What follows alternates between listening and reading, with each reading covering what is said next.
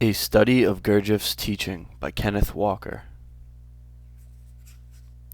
First published in 1957, this paperback edition first published in 1965. Printed in Great Britain by Fletcher and Son. I dedicate this book to those members of Gurdjieff's Paris group who have given such valuable assistance to Gurdjieff's followers in this country. Preface. In a criticism of a recent work of mine, Mr. Cyril Connolly remarked that for the last 10 years I had been trying to write the same book with varying success. He was right, for almost every word I have written since the publication of Diagnosis of Man in 1942 has reflected one or another aspect of Gurdjieff's teaching, a teaching which forms a complete, consistent, and integrated whole. And now, all of these previous efforts are culminating in an attempt to give a fuller account of the psycho-philosophical system which has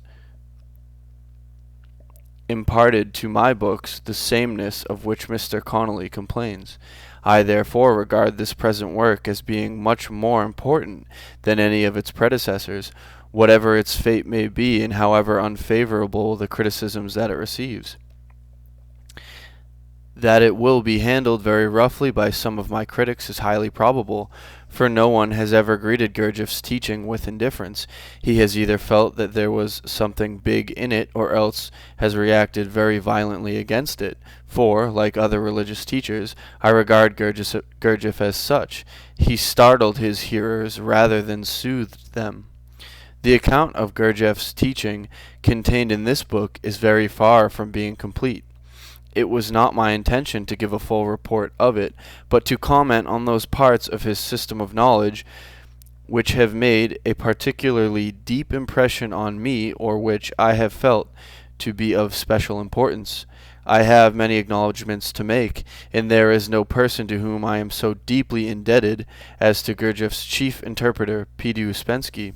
Had it not been for his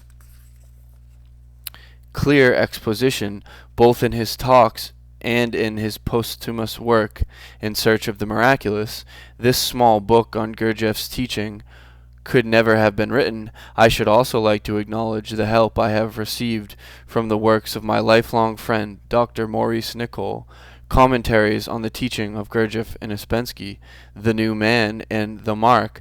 I need scarcely add that I have also obtained valuable information from Gurdjieff's own book, All and Everything. The whole of his teaching can be found in this great work of his, provided that one has the diligence, the knowledge, and the understanding necessary for discovering it there.